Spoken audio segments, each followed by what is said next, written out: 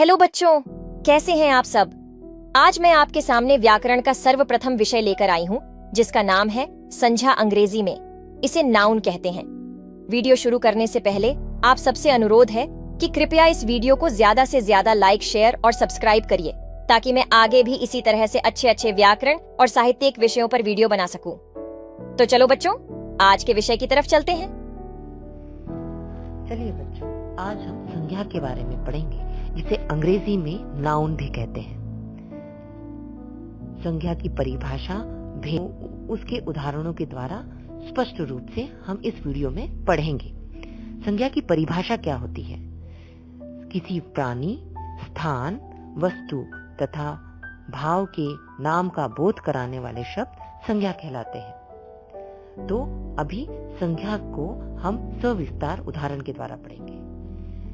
संज्ञा के उदाहरण: राम ने आगरा में सुंदर ताजमहल देखा। इस वाक्य में हम पाते हैं कि राम व्यक्ति का नाम है, आगरा स्थान का नाम है, ताजमहल एक वस्तु का नाम है तथा सुंदर एक गुण का नाम है। इस प्रकार ये चारों क्रमशः व्यक्ति, स्थान, वस्तु और भाव के नाम हैं। व्याकरण में नाम को संज्ञा कहते हैं, अतः ये चारों संज्ञाएं हुई। ताजमहल, राम, सुंदर, ये सारी संज्ञा शब्द हैं। तो अभी संज्ञा के हम भेद पढ़ेंगे कि संज्ञा में कितने टाइप्स होते हैं, कितने टाइप की संज्ञा होती है। जैसे नाउन में 5 टाइप्स होते हैं ना, तो संज्ञा में भी 5 टाइप्स होते हैं। तो इसे हम सविस्तार पढ़ेंगे। संज्ञा के भेद 5 होते हैं। देखा जाए तो मूलतः संज्ञा 3 ही प्रकार की होती है: व्यक्तिवाचक संज्ञा, जातिवाचक संज्ञा और भाववाचक संज्ञा। सर्वप्रथम आता है व्यक्तिवाचक संज्ञा, द्वितीय नंबर पे आता है जातिवाचक संज्ञा, जिसके अंदर और 2 संज्ञाएं आती हैं: द्रव्यवाचक संज्ञा और समूहवाचक संज्ञा, और तीसरे नंबर पे आता है भाववाचक संज्ञा। तो इस तरह से कुल मिलाकर हम कह सकते हैं कि संज्ञा के 5 भेद होते हैं। तो इसको हम सविस्तार एक एक करके उदाहरणों के द्वारा पढ़ेंगे। सबसे पहले हम लेते हैं व्यक्तिवाचक संज्ञा। व्यक्तिवाचक संज्ञा क्या है और उसके उदाहरण क्या है? व्यक्तिवाचक संज्ञा, व्यक्तिवाचक संज्ञा को अंग्रेजी में प्रॉपर नाउन कहते हैं। जिस संज्ञा शब्द से एक ही व्यक्ति, वस्तु या स्थान के नाम का बोध हो, उसे व्यक्तिवाचक संज्ञा कहते हैं।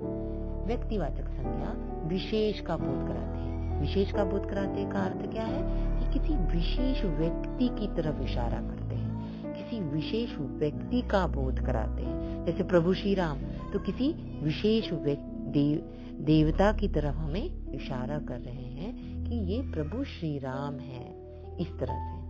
और सामान्य का नहीं, प्राय व्यक्तिवाचक संज्ञा में व्यक्तियों, देशों, शहरों, नदियों, पर्वतों, त्योहारों, पुस्तकों, दिशाओं, समाचार पत्रों, दिनों, महीनों आदि नाम आते हैं। व्यक्तिवाचक संज्ञा में सर्वप्रथम हम लेते हैं व्यक्ति का नाम। जब हम सबका एक विशेष नाम होता है जिससे लोग हमें पुकारते हैं, और उसी से व्यक्ति विशेष की पहचान होती है। जिस तरह से संध्या, धर्मेश, सुरेश, सचिन, प्रभु श्री राम, श्री कृष्ण, इस तरह से अलग अलग नाम है जिससे एक विशेष व्यक्ति का नाम हमारे सामने उभर कर आता है। उसी तरह से स्थान का नाम ले लीजिए: कच्छ, गुजरात, मुंबई, दिल्ली आदि। और अगर हम दिशाओं की बात करें तो उत्तर, पश्चिम, पूर्व, दक्षिण एक विशेष दिशा की तरफ इशारा करते हैं। और अगर हम नदी की तरफ नदियों का नाम ले लें तो गंगा, जमुना, सरस्वती, कावेरी, नर्मदा आदि। और परिभाषा निकाले तो किसी विशेष का नाम, किसी वस्तु विशेष का नाम, किसी स्थान विशेष का नाम, किसी दिशा विशेष का नाम, या किसी नदी विशेष का नाम, या कोई समाचार पत्र ले लो। जैसे हम टाइम्स ऑफ इंडिया कह देते हैं ना, टाइम्स ऑफ इंडिया एक विशेष समाचार पत्र की तरफ इशारा करता है। अगर हम समाचार पत्र कहें तो कोई भी न्यूज़पेपर के बारे में हमारे सामने कोई विशेष न्यूज़पेपर तो नहीं आएगा ना हमारी आंखों के सामने। तो उसी तरह महीनों की बात आ जाती है, तो अलग अलग महीने होते हैं, जनवरी, फरवरी, मार्च, अप्रैल, मई, जून। तो अगर हम विशेष महीने की तरफ इशारा करें तो जनवरी एक विशेष महीना है। अगर सिर्फ महीना कह दें तो हमें किसी विशेष महीने की तरफ इशारा नहीं, एक सामान्य महीना कहलाया जाएगा। पर अगर हम जनवरी कहें तो वो एक विशेष महीना हो जाएगा। तो इसी तरह से हम चलिए अभी दूसरी संज्ञा की तरफ चलते हैं, जिसका नाम है जातिवाचक संज्ञा, जिसको अंग्रेजी में कॉमन नाउन कहते हैं। जिस संज्ञा शब्द से किसी जाति के संपूर्ण प्राणियों, वस्तुओं, स्थानों आदि का बोध होता है उसे जातिवाचक संज्ञा कहते हैं। गाय, आदमी, पुस्तक, नदी आदि शब्द अपनी पूरी जाति का बोध कराते हैं, इसीलिए जातिवाचक संज्ञा कहलाते हैं। प्राय जातिवाचक संज्ञा में वस्तुओं, पशु पक्षियों, फूल, फल, धातुओं, व्यवसाय संबंधी व्यक्तियों, नगर, शहर, गांव, परिवार, भीड़ जैसे समूहवाची शब्दों के नाम आते हैं। तो अगर नदी विशेष के नाम ले तो एक नदी विशेष की विशेष जाति के बारे में हमें बोध होता है।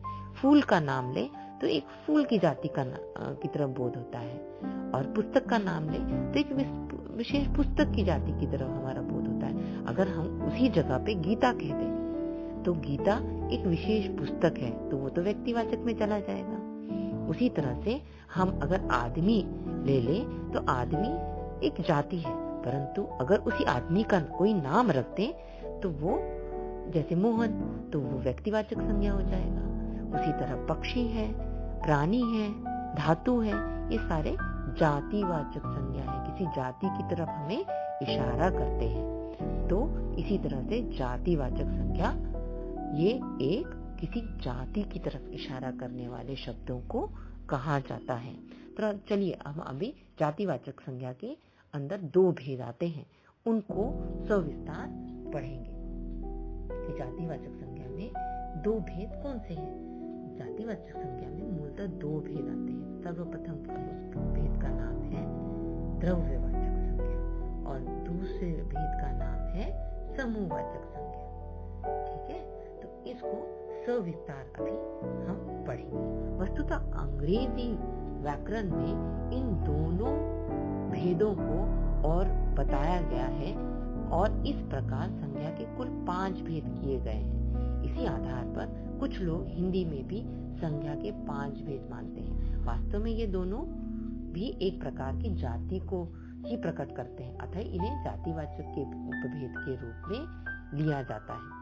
इसीलिए हम इसको जातिवाचक के उपभेद कहते हैं। द्रव्यवाचक संज्ञा, जिसे अंग्रेजी में मेटीरियल नाउन कहते हैं। कुछ संज्ञा शब्द ऐसे द्रव्य या पदार्थों का बोध कराते हैं जिनसे अनेक वस्तुएं बनती हैं। द्रव्य या पदार्थ का बोध कराने वाली संज्ञा को द्रव्यवाचक संज्ञा कहा जाता है। जैसे स्टील, लोहा, पतीला, इनसे बर्तन बनते हैं और ये एक विशेष धातु की तरफ इशारा करती है। लकड़ी से फर्नीचर बनते हैं, प्लास्टिक से खिलौने और अन्य तरह के सामान बनते हैं।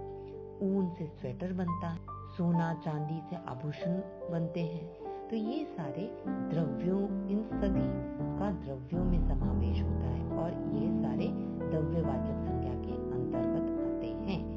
द्रव्यवाची संज्ञा शब्दों का प्रयोग प्राय एक वचन में ही किया जाता है, क्योंकि ये शब्द गणनीय नहीं है, इनको काउंट नहीं कर सकते, इसीलिए इनको एक वचन माना जाता है। तो दूसरा है समूहवाचक संज्ञा। जो संज्ञा शब्द किसी समुदाय या समूह का बोध कराते हैं वो समूहवाचक संज्ञा कहलाते हैं। जहाँ भी समूह होगा वहाँ एक से अधिक सदस्यों की संभावना होगी, जैसे दरबार, सभा, कक्षा, सेना, टीम, भीड़, दल सभी समूहवाचक शब्द हैं। इन शब्दों का प्रयोग एक वचन में होता है क्योंकि ये एक ही जाति के सदस्यों के समूह को एक इकाई के रूप में व्यक्त करते हैं।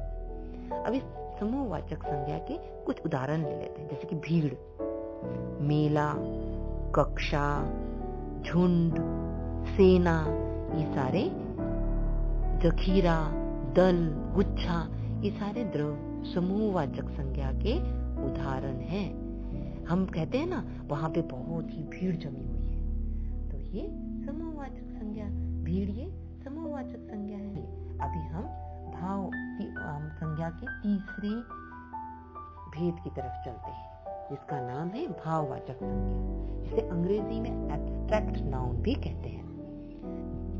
जिस संज्ञा शब्द से प्राणियों या वस्तुओं के गुण, धर्म, दशा, कार्य, मनोभाव आदि का बोध हो, उसे भाववाचक संज्ञा कहते हैं। प्राय गुण, दोष, अवस्था, व्यापार, अमूर्त भाव तथा क्रिया के मूल रूप भाववाचक संज्ञा के अंतर्गत आते हैं। चलो इसको थोड़ा आसान करके पढ़ते हैं, जो कि उदाहरण द्वारा ही हो सकता है। भाववाचक संज्ञा के कुछ उदाहरण: अच्छाई, बुराई, गुस्सा, हंसना, वीरता, मोटापा, बुढ़ापा, सर्दी, गर्मी, ये सारे शब्द भाववाचक संज्ञा ही तो है। तो हो गया ना आसान। तो ये सारे चीजें भाव को दर्शाते हैं, और भाव को जो भी शब्द दर्शाता है वो भाववाचक संज्ञा के अंतर्गत आता है। अब ये भाववाचक संज्ञा की रचना मुख्यतः 5 प्रकार के शब्दों से होती है: जातिवाचक संज्ञा से, सर्वनाम से, विशेष से, क्रिया से, अव्यय से। अभी इनको हम 2-2 उदाहरण लेके आसानी से समझ सकते हैं। तो चलिए सबसे पहले चलते हैं जातिवाचक संज्ञा से। जातिवाचक संज्ञा से हम जब भाववाचक में बदलते हैं तो वाक्य का परिवर्तन इस तरह हो जाता है: व्यक्ति का हो जाएगा व्यक्तित्व, मित्र का हो जाएगा मित्रता। अगर उसी तरह से सर्वनाम को हम बदलें भाववाचक संज्ञा में, तो अपना ये सर्वनाम शब्द है, और अगर हम उसको भाववाचक शब्द में बदलें तो अपनापन या अपनत्व। एक ये सर्वनाम शब्द है, और अगर हम भाववाचक में बदलें तो उसका हो जाएगा एकता। विशेष, तो विशेष को अगर हम भाववाचक संज्ञा के अंतर्गत बदलें तो वो किस तरह से बदल जाएगा, उसको हम सविस्तार पढ़ते हैं 2 उदाहरण लेके। चालाक को अगर हम बदलें तो वो चालाकी हो जाएगा। ऊंचा को अगर हम ऊंचा ये विशेषण शब्द है, अगर उसको हम भाववाचक संज्ञा में बदलें तो ऊंचाई हो जाएगा। उसी तरह से क्रिया शब्द को अगर भाववाचक में किस तरह से बदला जाए, कमाना ये क्रिया शब्द है, और भाववाचक संज्ञा में बदलते ही उसका परिवर्तन कमाई में हो जाता है। लिखना ये क्रिया शब्द है, और अगर हम उसको भाववाचक संज्ञा में बदले तो वह लिखावट हो जाता है। तो अभी हम 5वें शब्द की तरफ मुड़ते हैं, जो कि अव्यय से है। अव्यय से हम जब भाववाचक में उसको बदलते हैं तो उसका परिवर्तन इस प्रकार हो जाता है। ऊपर ये अव्यय शब्द है, अगर हम ऊपर को भाववाचक संज्ञा में बदले तो ऊपरी ये शब्द निर्माण होता है, और निकट को अगर हम भाववाचक में संज्ञा में बदले तो उसका परिवर्तन निकटता में हो जाता है। तो इसी तरह से हम संज्ञा के सभी शब्दों को आसानी से समझ सकते हैं। तो अगर आपको मेरा ये वीडियो बहुत ही पसंद आया तो कृपया करके इसे लाइक, शेयर और सब्सक्राइब करना मत भूलना बच्चों। चलो अगले वीडियो में मिलते हैं, बाय।